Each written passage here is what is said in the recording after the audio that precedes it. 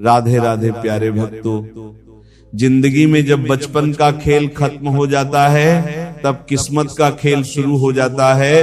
कभी परिस्थितियों के हाथों की कठपुतली ना बने, क्योंकि आप अपने हाथ हालात बदलने का दम रखते हो। समय रहते समझदार बनो, क्योंकि जवानी जो बोती है बुढ़ापे को वही काटना पड़ता है। धैर्य रखना, निराश मत होना, क्योंकि जिसने तुम्हें लिखा है वह ब्रह्मांड का सबसे बड़ा लेखक है। इंसान दो मामलों में बेबस है, दुख बेच नहीं सकता और सुख खरीद नहीं सकता। अगर तुम्हारे झुकने से रिश्ते बचते हो तो वहां झुकने में कोई बुराई नहीं, मगर तुम्हारे झुकने से अगर किसी का घमंड बढ़ता हो तो वहां झुकना बहुत बुरा होगा। एक बार एक इंसान ने भगवान से पूछा, तुम्हारे प्यार में और हमारे प्यार में क्या अंतर है? भगवान ने मुस्कुरा कर कहा, ये पंछी देख रहे हो जो आसमान में उड़ रहे, ये है मेरा प्यार, और पंछी जो पिंजरे में कैद हैं वो है तुम्हारा प्यार।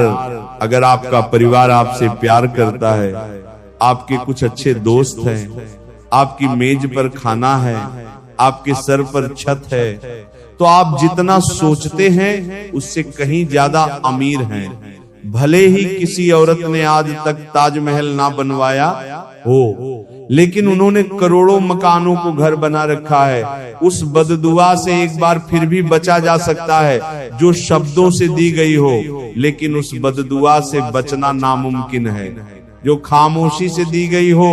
कुछ मिलने पर अहंकार ना करना, क्योंकि देने वाला और छीनने वाला एक ही है। घर से बाहर दिमाग लेकर जाओ, क्योंकि दुनिया एक बाजार है। घर के अंदर सिर्फ दिल लेकर आओ, क्योंकि यहाँ एक परिवार है। इंसान अमीर तब होता है जब उसका परिवार उसके साथ होता है। किसी भी रिश्ते की सबसे मजबूत डोर है नजरों में इज्जत और बोलने का लिहाज। शक से भी अक्सर खत्म हो जाते हैं। रिश्ते कसूर हर बार का नहीं होता। जब इंसान अंदर से मर जाता है तो बाहर से मिलने वाली हजार खुशियां उसे सिर्फ हंसा सकती हैं, खुश नहीं कर सकती। गलत व्यक्ति कितना भी मीठा बोले, एक दिन आपके लिए बीमारी बन जाएगा। सही व्यक्ति जितना भी कड़वा बोले, एक दिन औषध बनकर काम आएगा। ऐसा नहीं है कि दुख बढ़ गए हैं, बल्कि सच्चाई तो यह है कि सहनशीलता कम हो गई है। समय कभी अपना चेहरा नहीं बदलता, पर किसके कितने और कैसे चेहरे हैं ये सब बता देता है। अगर कोई आपकी तारीफ करे तो उसे विनम्रता से स्वीकार करें, और अगर कोई आपकी आलोचना करे तो उस पर गंभीरता से विचार करें। बरसात गिरी और कानों में बस इतना कह गई, गर्मी किसी की भी हो हमेशा नहीं रहती। मदद करना सीखिए, फायदे के बगैर मिलना जुलना सीखिए, मतलब के बगैर, और जिंदगी जीना सीखिए दिखावे के बगैर। अंधेरा वहां नहीं है जहां तन गरीब है, अंधेरा तो वहां है जहां मन गरीब है। किसी घर में एक साथ रहना परिवार नहीं कहलाता, बल्कि एक साथ जीना, एक दूसरे की भावनाओं को समझना और एक दूसरे की परवाह करना ही परिवार कहलाता है। एक दिन हम एक दूसरे को सिर्फ यह कहकर खो देंगे कि वह मुझे याद नहीं करता तो मैं क्यों करूं। जिनकी नजरों में आप अच्छे हैं उनके लिए आप अच्छे ही रहेंगे, और जिनकी नजरों में आप बुरे हैं उनकी नजरों में अच्छा बनना बेकार है, क्योंकि आप खुद को बदल सकते हैं। सभी तूफान आपके जीवन को अस्त व्यस्त करने नहीं आते, कभी कभी आपका रास्ता साफ करने भी आते हैं। जिंदगी बहुत आसान हो जाती है जब परखने वाले नहीं समझने वाले मिल जाते हैं। कोई मेरा बुरा करे तो ये कर्म उसका, मैं किसी का बुरा ना करूं ये धर्म मेरा, मूर्खों से बहस ना करे। अगर कोई कहता है कि हाथी उड़ता है तो आप जवाब दें, हाँ आप सही कह रहे हैं। खुद से दोस्ती हुई तो पता चला कि मुझसे बेहतर मुझे कोई नहीं जानता। जिंदगी में एक बात हमेशा याद रखना, जहां संघर्ष नहीं होता वहां सफलता भी नहीं होती। किसी को अपना दर्द मत बताना, क्योंकि लोग सामने सुनकर पीठ पीछे मजाक बनाते हैं। भाई का रिश्ता भगवान ने विपत्ति बांटने के लिए बनाया था, लेकिन अफसोस आज यह सिर्फ संपत्ति बांटने तक ही सीमित हो गया है। अगर लोग आपको नीचे गिराना चाहते हैं तो इसका मतलब आप उनसे ऊपर हैं। पैसा एक ही भाषा बोलता है। अगर तुमने आज मुझे बचा लिया तो कल मैं तुम्हें बचा लूंगा, पैसा फिर कहता है।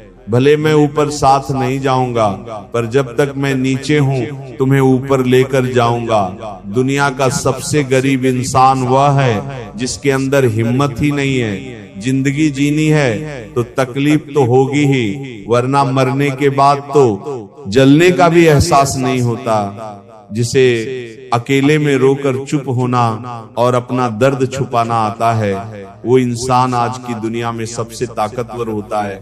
कौन काबिल है और कौन नहीं, ये तो सिर्फ वक्त ही बताता है।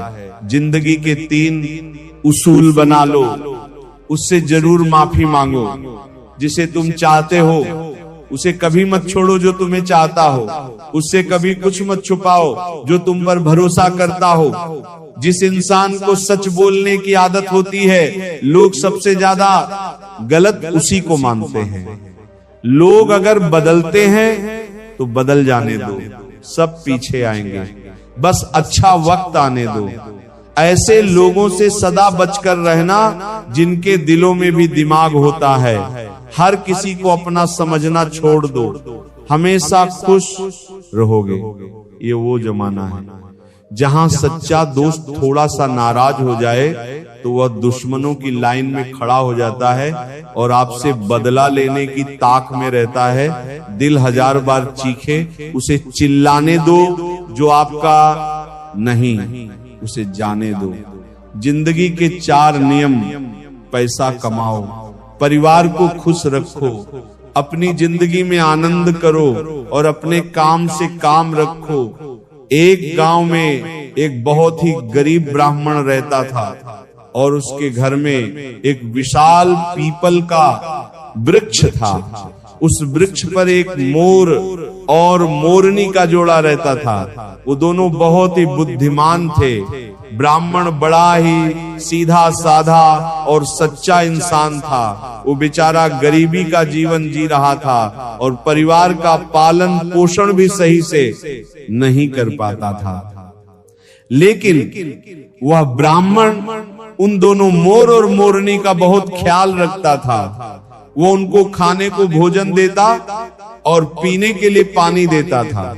उस ब्राह्मण के दिल में जीव जंतुओं और पशु पक्षियों के लिए बहुत ही दया भावना थी। मोर और मोरनी भी उस ब्राह्मण के घर पर बहुत खुश थे।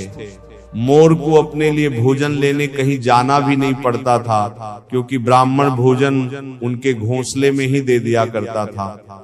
फिर एक दिन मोरनी मोर से कहती है, ये ब्राह्मण मन का कितना अच्छा है और हमारी कितनी सेवा करता है, परंतु ये आवश्यकता से ज्यादा सीधा साधा है। ये अपने भोलेपन के कारण अपना आत्मविश्वास खो चुका है और ये अपने परिवार का पालन पोषण भी ठीक प्रकार से नहीं है। कितनी परिवार का पालन पोषण भी ठीक प्रकार से नहीं है, ये जान का कर पाता। मोर कहता है, हाँ प्रिय, गरीबी के कारण इसके जीवन में बहुत कष्ट है।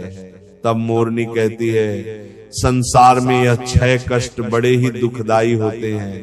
पहला दुख है पत्नी का वियोग, दूसरा दुख है अपनों द्वारा किया गया अपमान, तीसरा दुख है कर्ज को ना चुका पाना, चौथा दुख है दुष्ट राजा की सेवा करना, पांचवा दुख है दुष्ट पुरुषों की संगत करना और छठा दुख है गरीबी में जीवन का गुजारा करना। इन दुखों के कारण मनुष्य का शरीर बिना अग्नि के ही जलता रहता है। ब्राह्मण को अत्यंत चिंतित और लाचार देखकर एक दिन मोर और मोरनी ने आपस में विचार किया कि हमें ब्राह्मण की कुछ मदद करनी चाहिए। बेचारा ब्राह्मण हमारे लिए इतना कुछ करता है, सारे पक्षियों की इतनी सेवा करता है, इसके बदले में हमें इसके लिए कोई काम, किसी रोजगार का इंतजाम करना चाहिए ताकि इसका और इसके परिवार का जीवन सुखी से व्यतीत हो सके। रात भर सोचने के बाद अगले दिन मोर और मोरनी ब्राह्मण से कहते हैं, हे ब्राह्मण, आप राजा के पास चले जाओ और राजा से कहना कि वो अपने यहाँ तुम्हें काम पर रख ले, और जिस समस्या को कोई नहीं सुलझा पाएगा उस समस्या को तुम सुलझाओगे, और वेतन के रूप में राजा से रोज 100 स्वर्ण मुद्राएं मांग लेना। ब्राह्मण कहने लगा, हे पक्षियों, इतनी मुझ में काबिलियत कहाँ कि जो मैं राजा की समस्या का समाधान कर पाऊं, लेकिन फिर भी तुम दोनों कहते हो तो मैं चला जाता हूं। मोर और मोरनी के कहने से वह गरीब ब्राह्मण राजा के दरबार में पहुंच गया, और जैसा जैसा दोनों पक्षियों ने उसे समझाया था, ब्राह्मण ने राजा से वैसा ही कह दिया, और हर रोज वेतन के रूप में 100 स्वर्ण मुद्राएं भी मांग ली। राजा कहने लगा, ब्राह्मण, जानते हो 100 स्वर्ण मुद्राएं हमारे यहाँ मंत्री को भी नहीं मिलती हैं, और तुम हमसे 100 स्वर्ण मुद्राएं पाना चाहते हो? ब्राह्मण ने सिर झुकाकर उत्तर दिया, हाँ महाराज, 100 स्वर्ण मुद्राओं से कम नहीं लूंगा, कि हाथ में थमा दी। उसकी पत्नी ने आज पहली बार इतना धन देखा था, उसकी आंखें फटी की फटी रह गई। वो कहने लगी, आप इतनी स्वर्ण मुद्राएं कहाँ से लाए हो? ब्राह्मण ने कहा, देखो, डरने की कोई आवश्यकता नहीं है, मैं यह मुद्राएं कहीं से चुरा कर नहीं लाया हूं, मैं इन दोनों मोर और मोरनी के कहने से आज राजा के दरबार में गया था, और राजा से 100 स्वर्ण मुद्राएं वेतन रोज पाने वाला काम मांग लिया। फिर मंत्री जी की सिफारिश पर राजा ने मुझे काम पर रख लिया, लेकिन मैं यह सोचकर हैरान हूं कि राजा ने रख तो लिया, परंतु कभी कोई ऐसा काम आ रहा गया तो मैं उसे हल कैसे करूंगा? तभी मोर ने हंसते हुए कहा, ब्राह्मण देवता, घबराइए मत, देने वाला तो ईश्वर है, जब वो देता है तो छप्पर फाड़ कर देता है, उसने दिया है तो समाधान भी वही बताएगा। आज ब्राह्मण को उन दोनों मोर और मोरनी के फैसले पर बहुत खुशी हो रही थी। अब तो हर रोज ब्राह्मण को राजा के दरबार से 100 स्वर्ण मुद्राएं मिलने लगी। ब्राह्मण हर रोज मुद्राएं लाकर अपनी पत्नी को दे दिया करता था। ब्राह्मण की पत्नी ने पहले तो उन मुद्राओं से अपनी रोजमर्रा की जरूरत को पूरा किया, और बचे हुए पैसों को ब्राह्मण और ब्राह्मणी ने मोर और मोरनी को दे दिया, और कहा कि इन मुद्राओं पर तुम्हारा भी अधिकार है। फिर उन स्वर्ण मुद्राओं को मोर और मोरनी परोपकार के कार्यों में लगाने लगे। ब्राह्मण और ब्राह्मणी उन मुद्राओं से गरीबों को खाना खिलाने लगे, जंगल में रहने वाले पशुओं के लिए पानी की व्यवस्था करते, और धीरे धीरे उन दोनों पति पत्नी ने एक पाठशाला खुलवा दी, ताकि गरीब लोगों के बच्चे जो पैसों की कमी के कारण पढ़ नहीं पाते, वो भी पढ़ सके। अक्सर बहुत से गरीब बच्चों का भविष्य भी गरीबी के कारण सिमट कर रह जाता है। उनके अंदर की उठने वाली योग्यता को धन ना होने के कारण पंख नहीं मिल पाते, इसलिए योग्य होने पर भी वे लोग बस लाचार और बेबस बनकर रह जाते हैं। मोर और मोरनी ने भी उन रुपयों से नगर के हर एक गरीब और बेबस की सहायता की। उधर राजमहल में ब्राह्मण को देखकर दूसरे दरबारी उससे जलने लगे। वे हमेशा सोचते रहते थे कि मंत्री की मूर्खता के कारण यह ब्राह्मण रोज 100 स्वर्ण मुद्राएं ले जाता है, और राजा साहब ने अभी तक इससे कोई 100 स्वर्ण मुद्राओं वाला काम भी नहीं करवाया। फिर एक दिन ऐसा हुआ, उस ब्राह्मण की परीक्षा का समय भी आ गया। राजा के दरबार में एक दूसरे देश के राजा का दूत आया। उसने कहा, महाराज, यदि आप हमारे 2 प्रश्नों का सही सही उत्तर देंगे तो हमारे राजा आपको हमारा आधा राज्य दे देंगे, नहीं तो आपको अपना आधा राज्य देना होगा। और यदि आपने उनके इस प्रस्ताव को ठुकराया तो वे आप पर आक्रमण कर देंगे। उस दूत की बात सुनकर राजा बड़ी चिंता में पड़ गया कि अगर दूसरे राजा की बात नहीं मानी तो व्यर्थ में ही रक्तपात होगा। फिर यह सोचकर राजा ने दूत से कहा कि तुम अपने राजा के दोनों प्रश्न हमें बताओ। इतना कहते ही दूत ने एक पालकी मंगवाई। उस पालकी में 3 मूर्तियां रखी हुई थी। वो तीनों मूर्तियां संगमरमर के पत्थरों से बनी हुई थी और तीनों मूर्तियां देखने में बिल्कुल एक जैसी लगती थी। दूत ने कहा, महाराज, हमारे महाराज का पहला प्रश्न है कि इन तीनों मूर्तियों में श्रेष्ठ मूर्ति कौन सी है। ये सुनकर राजा और समस्त दरबारी सोच में पड़ गए। ये मूर्तियां तो दिखने में एक जैसी ही हैं, फिर इनमें से कोई एक श्रेष्ठ सिद्ध कैसे हो सकेगी। राजा सहित राजा के सभी दरबारी उन मूर्तियों में अंतर सिद्ध नहीं कर सके। तभी अचानक मंत्री को याद आया कि हमने 100 स्वर्ण मुद्राएं वेतन वाले ब्राह्मण को किस लिए रखा है।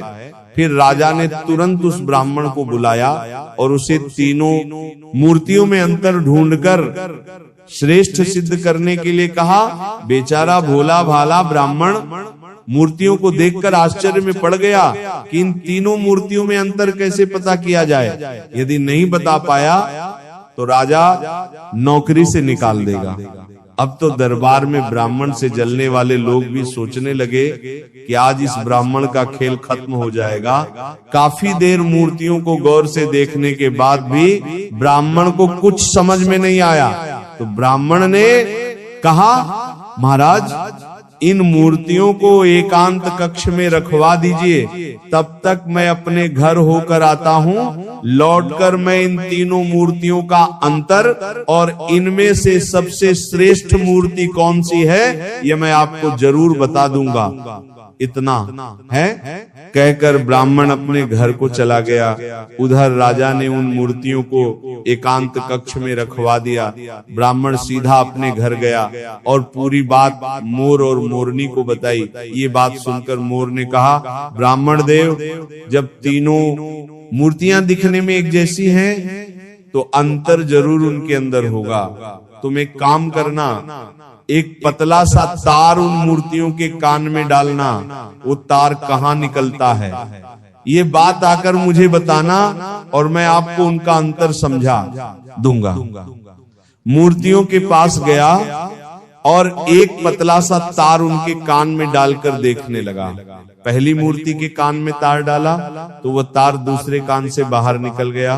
फिर दूसरी मूर्ति के कान में तार डाला तो वह मुंह से बाहर निकल गया। फिर तीसरी मूर्ति के कान में तार डाला तो वह तार बाहर ही नहीं निकला। ब्राह्मण ने पूरी बात आकर मोर को बताई। तब मोर ने उसे समझाया, पहली मूर्ति के कान के छेद आर पार हैं। इसका अर्थ है कि वह किसी भी बात को एक कान से सुनती है और दूसरे कान से निकाल देती है। दूसरी मूर्ति किसी भी गुप्त बात को कान से सुनकर मुंह से निकाल देती है और तीसरी मूर्ति गुप्त बातों को कान से सुनकर पेट में दबाकर रखती है।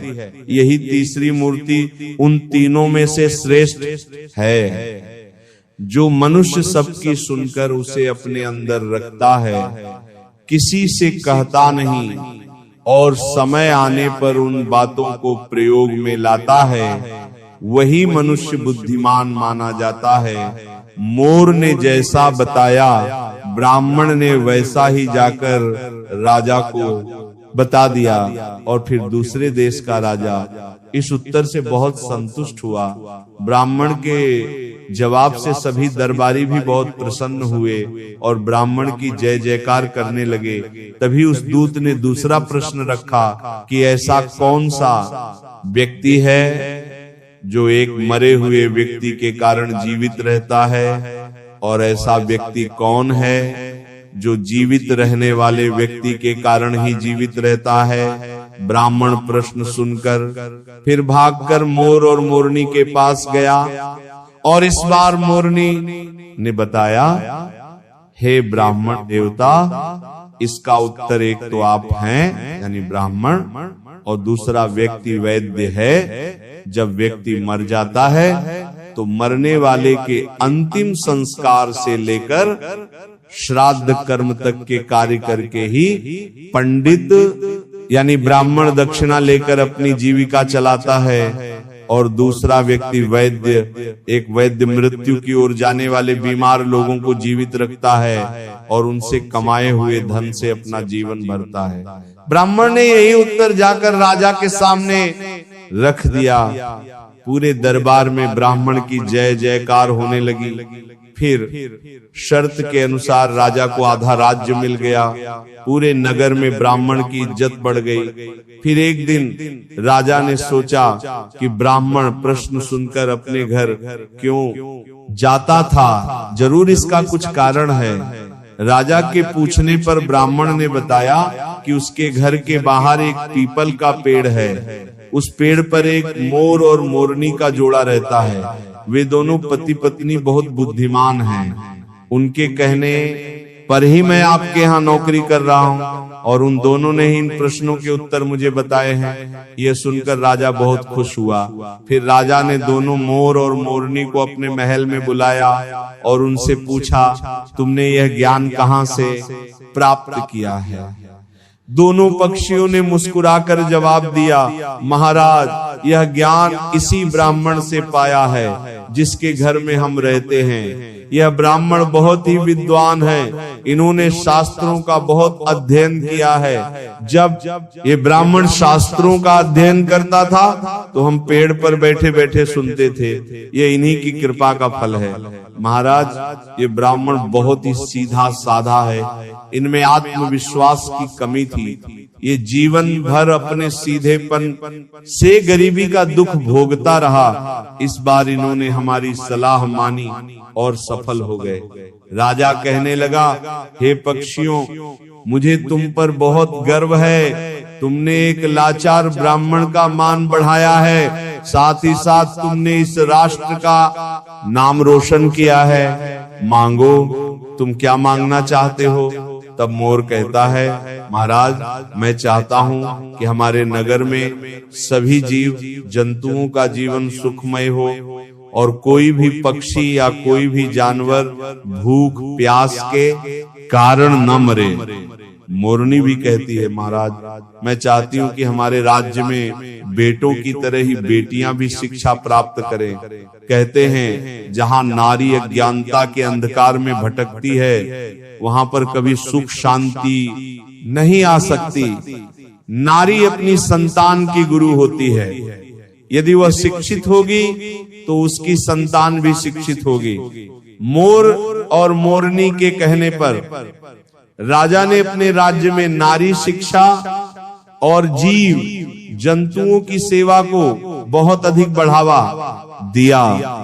जिस प्रकार सुंदर से सुंदर फूल भी बिना सुगंध के व्यर्थ है, उसी प्रकार मनुष्य चाहे कितना ही रूपवान हो, बलवान हो, बड़े कुल में पैदा हुआ हो, विद्या के बिना और जीव जंतुओं के प्रति दया के बिना सब व्यर्थ है। गरीबी को दूर करने के लिए किसी भी व्यक्ति को शिक्षित होना बहुत आवश्यक है और हर व्यक्ति को आत्मविश्वास से भरपूर होना भी बहुत जरूरी है।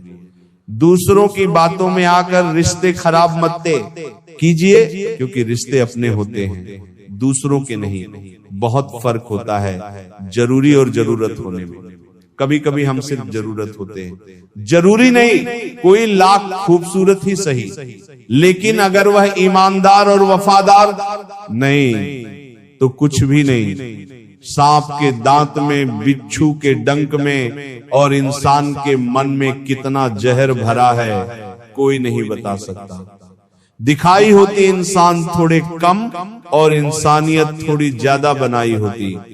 रंग छोड़ते कपड़े और रंग बदलते लोग कितने भी ब्रांडेड क्यों ना हो, दिल से उतर ही जाते हैं।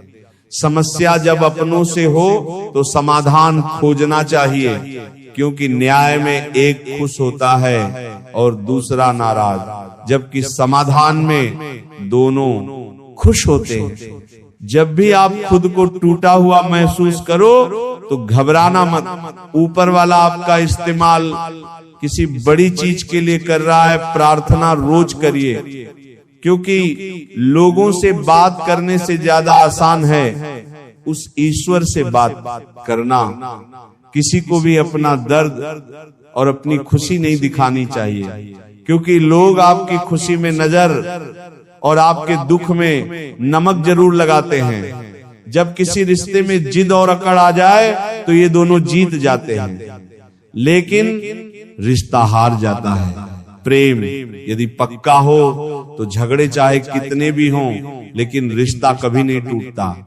तजुर्बा कहता है वक्त अगर बुरा हो तो सब आजमाने लगते हैं, बड़ों को भी छोटे आंख दिखाने लगते हैं। अभी जाकर देखना, नए अमीरों के घर पर हर एक छोटी से छोटी चीज की कीमत बताने लगते हैं।